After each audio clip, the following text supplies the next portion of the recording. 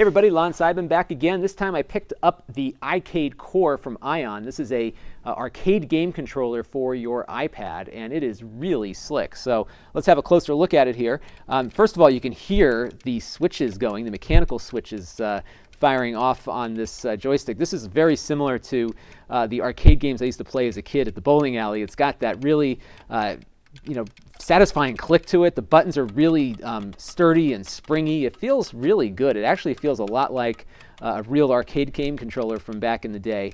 It is pretty lightweight, but on the desk playing with it, it's pretty sturdy. It's got some nice rubber feet on here. It runs on 2 AA batteries, and it has a slot in the middle here where you can run your charging cable up so you can charge the iPad while you play. So let's just put it down here for a second and boot up our iPad. I've been running a couple of the retro arcade game emulators that you can buy on the App Store, and this one is Defender. Let me just get out of this this low score screen for me, but it pretty much works as you'd expect it to. It's got a very responsive connection. The buttons really respond well to pushing, and it feels a lot like how Defender used to feel in the arcade. So it's got a really neat feel to it. Couple of downsides with it though. Compatibility is relatively limited. There are a lot of games that support it, but there's a lot of others that are really good, like Metal Slug 3 that is an old Neo Geo game I used to like to play, doesn't yet work with the iCade. The good news is that it's not hard for developers to work with it, so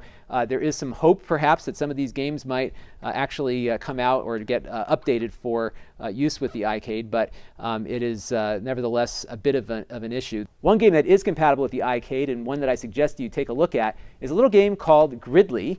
It is free and on the App Store, and just do a Google search for it. I think you might find it quite interesting. That's all I'm going to say. The only other problem that I saw with it is that it is a keyboard as far as the iPad is concerned. So if, for example, you're playing along and the adult world catches up with you and you've got to get to an email, your keyboard is disabled until the iCade shuts down, and there's no off switch on it.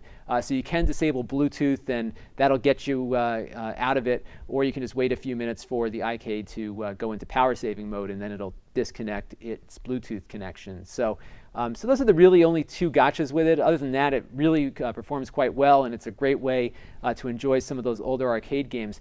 This is Lon.TV. I am reviewing gadgets quite regularly on YouTube, so be sure to add me to your subscription list, and thanks a lot for watching.